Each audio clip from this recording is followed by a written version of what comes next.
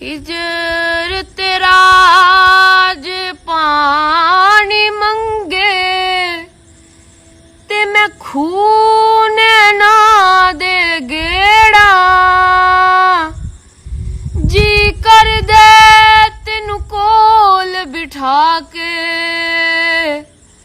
मैं दर्द पुराने छेड़ा मैं दर्द पुराने छेड़ा जे सोना मेरे दुख विच राजी ते मैं सुख नू चुल्ले डावां यार फरीदा जे मिल जाए सोना ओनू रो रो हाल सुनावा ओनू रो